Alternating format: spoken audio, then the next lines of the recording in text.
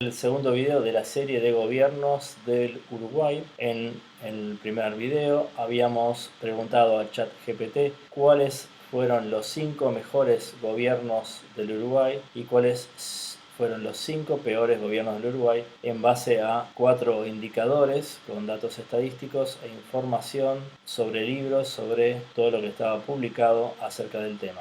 En este caso estamos preguntándole al ChatGPT cuáles fueron los 10 gobiernos más corruptos del Uruguay, ordenados, cuando el 10 es el menos corrupto de los 10 del ranking y el 1 el más corrupto del ranking de los 10 gobiernos más corruptos de la historia del Uruguay. Soy Martín de Sousa y pregunto al ChatGPT porque de alguna manera busca información sobre datos estadísticos, libros, publicaciones, papers científicos y no está sesgado como lo estaría cualquier ser humano que pertenece a un colectivo humano y siempre, quiera o no, tiene sesgo. Por eso mismo estamos intentando encontrar una respuesta lo más fiel a la ciencia, el grado científico de las ciencias sociales. Eso no quiere decir que no contenga errores, sino que está basado en todo lo publicado, en todo el material, en todo el dato estadístico, en todo lo que está publicado a nivel de la ciencia política, social y económica. Entonces vamos ahí al ranking de los 10 gobiernos más corruptos del Uruguay.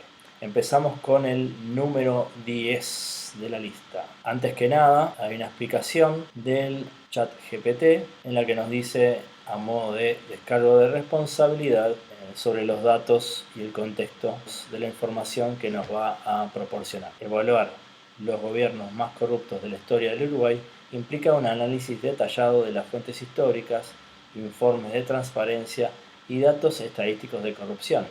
A continuación, presento una lista de los 10 gobiernos uruguayos que han sido frecuentemente señalados por altos niveles de corrupción basada en diversas fuentes y estudios históricos.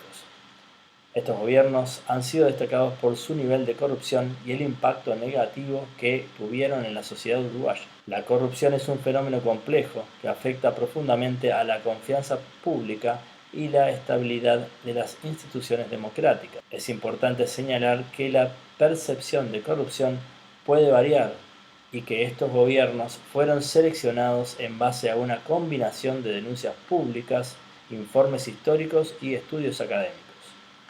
La corrupción es un fenómeno complejo, multifacético, que implica diversas maneras de ver la sociedad y la economía del país. Empecemos con el número 10 del ranking de los 10 gobiernos más corruptos de la historia del Uruguay y empezamos con 10. Jorge Valle, en el periodo 2000 a 2005. Nos detalla un contexto. Valle fue presidente durante una de las peores crisis económicas del país. Corrupción.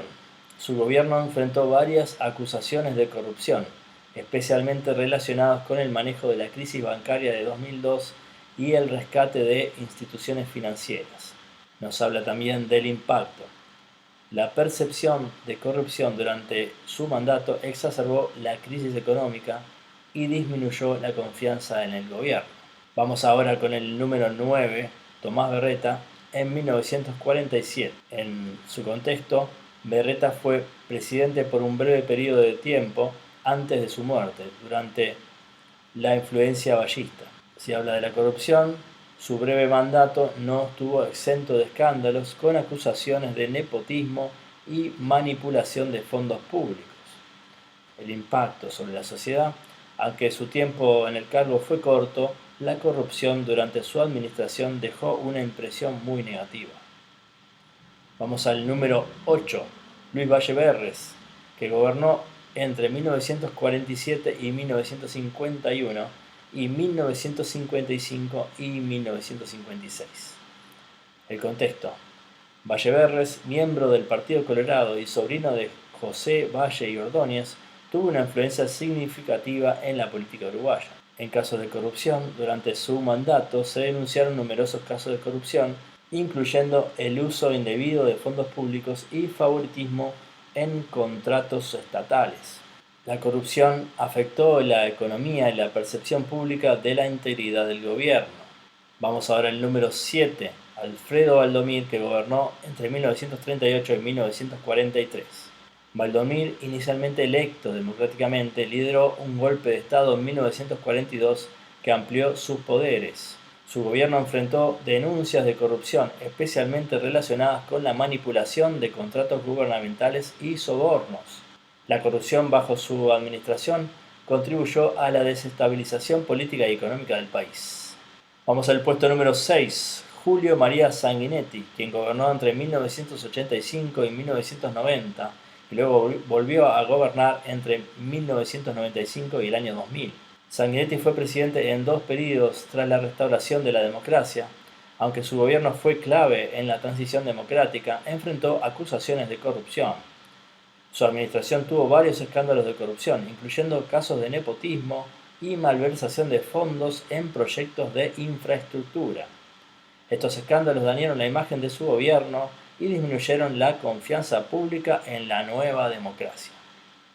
Vamos al número 5, Jorge Pacheco Areco, en 1967 al 1972. Pacheco Areco gobernó durante un periodo de creciente violencia política y crisis económica. Su administración fue criticada por prácticas corruptas, incluyendo el uso indebido de fondos públicos y represión contra quienes denunciaron la corrupción. La corrupción y la represión durante su gobierno contribuyeron a la inestabilidad política y económica que eventualmente llevó a la dictadura militar. En cuarto lugar tenemos a Luis Alberto Lacalle, que gobernó entre 1990 y 1995. Lacalle fue elegido democráticamente, pero su gobierno estuvo marcado por numerosas acusaciones de corrupción, escándalos relacionados con privatizaciones mal manejadas y sobornos fueron comunes durante su mandato. La percepción pública de la corrupción aumentó significativamente. La corrupción durante su administración debilitó la confianza pública en el gobierno y las instituciones democráticas.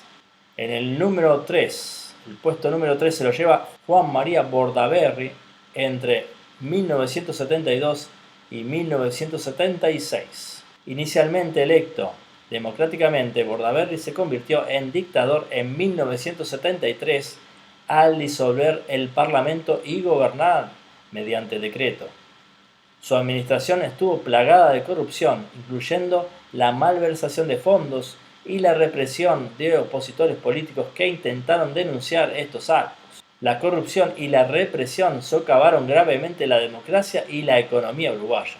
En el puesto número 2 tenemos a Gabriel Terra, que gobernó entre 1931 y 1938.